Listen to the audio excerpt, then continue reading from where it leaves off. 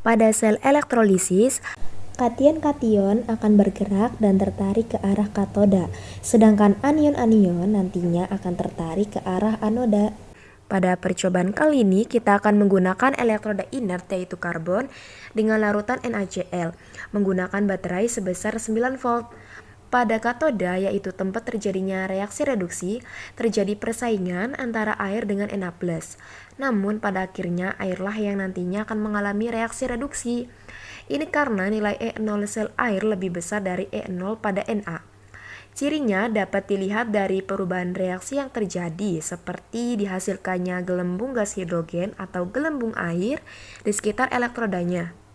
Bersama dengan itu, untuk reaksi pada anodanya, ion Cl- akan mengalami oksidasi menjadi gas klorin atau gas Cl2.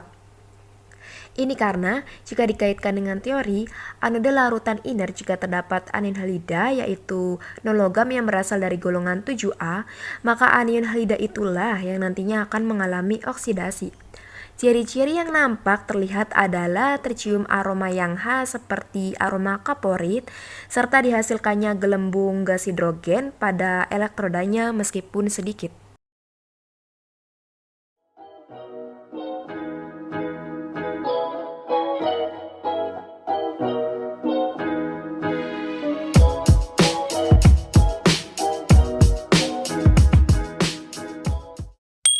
Sedangkan untuk percobaan yang kedua ini, kita mengganti elektroda C dengan elektroda Zn.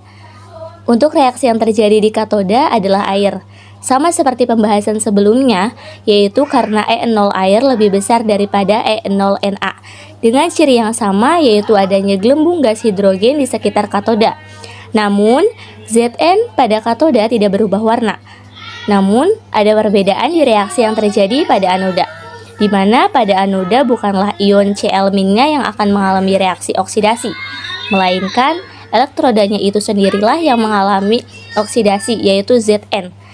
Ini karena pada anion non-inert, untuk semua jenis logam tetap yang akan mengalami oksidasi adalah elektrodanya. Ini dibuktikan dengan adanya perubahan warna pada Zn yang awalnya silver menjadi agak kehitaman. Kesimpulan percobaan 1 dan 2. 1. Terdapat 3 ciri utama dalam proses suatu elektrolisis. A. Adanya ion bebas dalam suatu larutan elektrolisis. B. Terdapat sumber arus DC dari luar misalnya baterai. C. Memiliki 2 elektroda yaitu katoda dan anoda. Elektron berpindah dari katoda ke anoda. Ada reaksi ionisasi yang terjadi yaitu reaksi ionisasi larutan elektrolit yang menghasilkan ion positif yang akan bergerak ke katoda, elektroda negatif, dan ion negatif yang akan bergerak ke anoda, elektroda positif.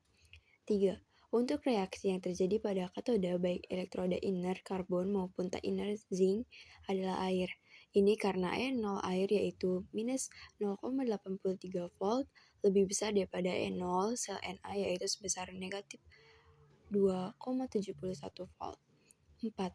Pada katoda, reaksi di sekitar elektroda menghasilkan gas hidrogen gelembung air, baik percobaan 1 maupun 2, serta tidak terjadi perubahan warna pada zinc di percobaan 2.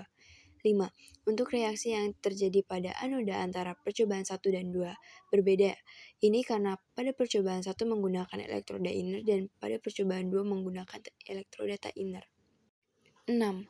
Untuk elektroda inert karbon pada percobaan 1 dihasilkan gas Cl2 dengan ciri tercium adanya aroma khas saporit serta dihasilkan gas H2 yang sedikit atau tidak begitu banyak. 7. Pada percobaan 2 elektroda tak inert zinc, reaksi yang terjadi pada anodanya adalah elektrodanya sendiri dengan ciri perubahan warna pada zinc yang awalnya silver menjadi agak kehitaman. 8. Reaksi di katoda tidak memperhatikan elektrodanya baik inert maupun tak inert, namun memperhatikan jenisnya apakah larutan maupun lelehan, dan untuk anodanya memperhatikan elektrodanya apakah dia inert ataupun tak inert.